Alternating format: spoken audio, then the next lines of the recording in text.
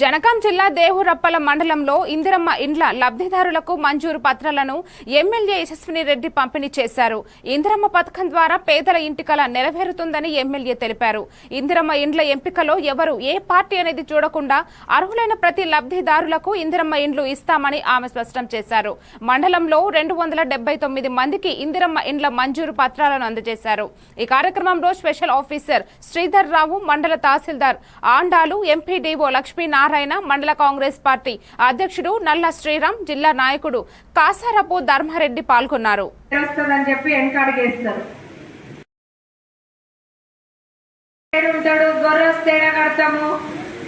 అన్నారు. గొర్రె లేదు, అల్లుడు లేదు, ఏం లేకుండా పోయింది.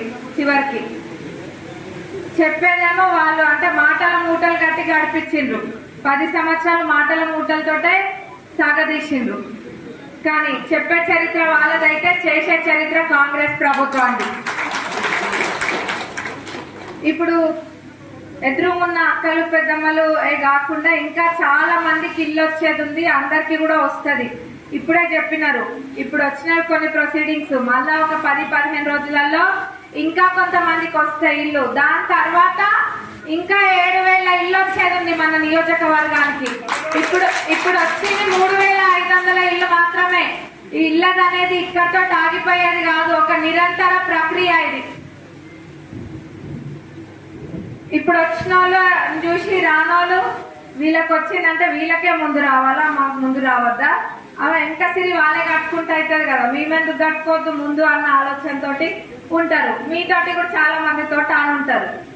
మీకే రావాలా, మాకు లేదా ఇల్లు మాకు రావద్దా అని ఉంటారు. కానీ వాళ్ళందరికీ కూడా నన్ను గెలిపించిండ్రు, మీ బిడ్డ లెక్క నన్ను గెలిపించిండ్రు.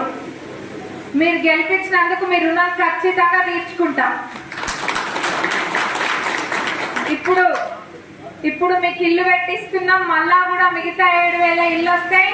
ప్రతి ఊర్లో, ప్రతి తండల, ప్రతి వాడల, ప్రతి దగ్గర ఎక్కడ పేదోళ్ళు లేకుండా అర్హులైన ప్రతి వాళ్ళకి ఇల్లు పెట్టించే బాధ్యత నాది, పెట్టిస్తాం.